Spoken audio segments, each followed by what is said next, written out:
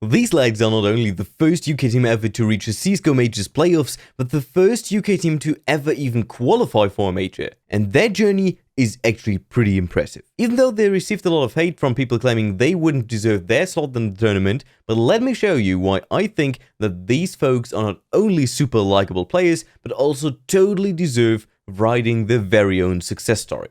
Let's start at the point where ITB put the current roster together, and this is already one of the most mind-blowing facts, because this team comp only exists since 2nd of February in 2023.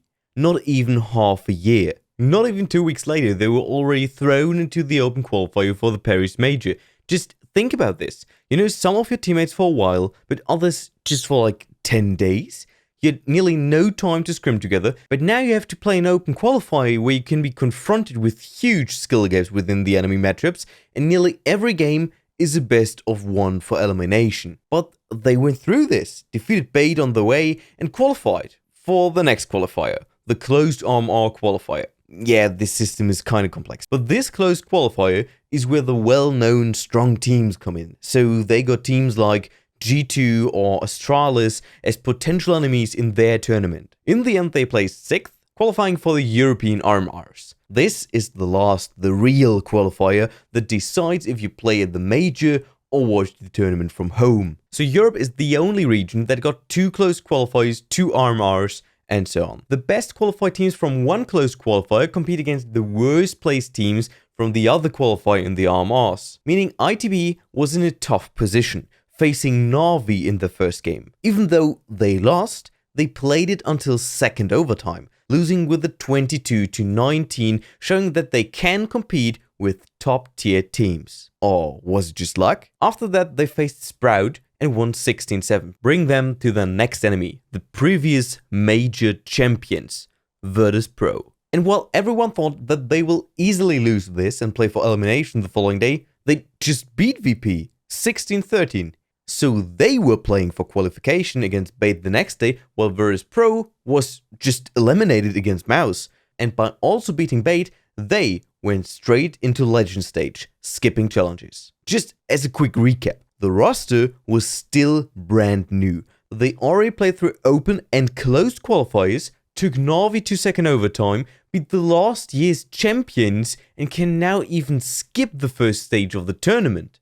So let's head straight into the major. After the challenger stage was finished, I saw so many pick'ems putting ITB at 0-3, which actually kind of disappointed me because of their performance until this point. I was also amazed by the way they used their utility, especially frag grenades. Outstanding, but well, who really battled for 0-3 elimination in the end was even more disappointing than all those pick'ems. ITB had a tough start, losing to Apex 16-10. Maybe because of the map, maybe because Apex was the better team, but maybe because of the fact that Apex already played their way through challenges the week before. To be honest, the Apex game, we felt sorry for them. We didn't want them to go 0-3, so we led them.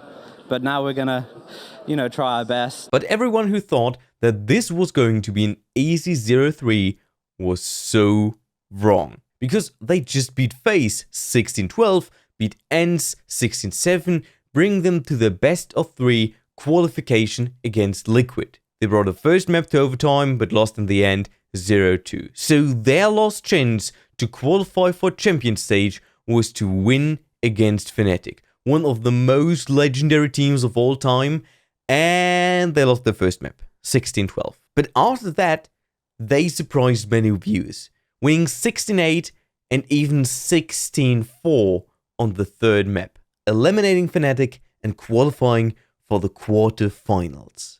I mean, we all know how things ended here, because they faced Vitality, this major's winner. They lost 16-11 and 16-12, but if you think about the fact that Vitality is one of the best teams in the world, while ITB was a total underdog, many people predicted going 0-3 in Legends, many people made fun of them because it's a UK team and you can do funny jokes with the name. This is really an outstanding achievement. And I think just the start of the story. As always, thanks for watching, and until next time.